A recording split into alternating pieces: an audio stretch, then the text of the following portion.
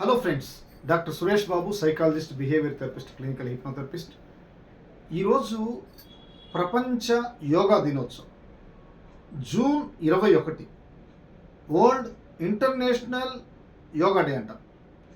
Dear friends, అసలు ఎందుకు వచ్చింది? 2014 సంవత్సరంలో మన ప్రధానమంత్రి గారు నరేంద్ర మోడీ గారు ఆయన యునైటెడ్ నేషన్ ఆర్గనైజేషన్కి ఒక సిఫార్సు చేసి దాని బెనిఫిట్స్, దాని యొక్క యూజెస్ గురించి ఒక క్లారిటీ ఇచ్చి ఒక తీర్మానం తీసుకొని ఇంటర్నేషనల్గా డిక్లేర్ చేయబడింది. అందుకనే జూన్ 21. అసలు జూన్ 21 ఎందుకు అనుకుంటున్నాం? ఏం వేరే రోజులు లేవా? జూన్ 21 అనగా ఈరోజు అత్యధిక పగలు ఉంటున్న టైం. అంటే భూమి యొక్క పై భాగము సూర్యునికి దగ్గరగా, అంటే వంగినట్టుగా కనిపిస్తుంది. అంటే కాంతి ఎక్కువగా, ప్రకాశవంతమైన రోజు, ఎక్కువ పగలుండే రోజు, శక్తివంతమైన రోజు. అందువల్ల దీన్ని యోగా దినంగా జరుపుకుంటున్నారు.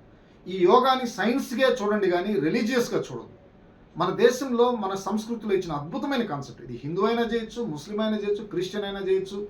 యోగా వల్ల శారీరక, మానసిక ఆరోగ్య, ఉద్వేగ ఆరోగ్యాలు లభిస్తాయి. యోగా అంటేనే సంస్కృతంలో కలయిక, శరీరము మనసు కలయిక ద్వారా మంచి ఆరోగ్యాన్ని పొందడానికి. అట్టని అన్ని వ్యాధులు యోగాతో వెళ్తాయి, అన్ని వ్యాధులు యోగా ద్వారా పోద్ది అనేది పచ్చబద్ధం అండి. ఎందుకంటే ఇంతమంది డాక్టర్స్. అందుకని డియర్ ఫ్రెండ్స్, పరిస్థితికి తగ్గట్టుగా వెళ్ళాలి. ఎందుకంటే చాలామంది అవగాహన లేకుండా, క్వాలిఫికేషన్ లేకుండా యోగా ట్రైనింగ్లో ఉన్నారు. డియర్ ఫ్రెండ్స్, నేను వాళ్ళ గురించి చెప్పట్లేదు. ఈరోజు యోగా అనే దాన్ని ప్రధానమంత్రి గారు, ముఖ్యమంత్రి గారు ఒక అవేర్నెస్తో ఇచ్చారు. ఫాలో అవ్వండి, మంచి దానికి సపోర్ట్ చేయండి. Thank you, me doctor Suresh Babu.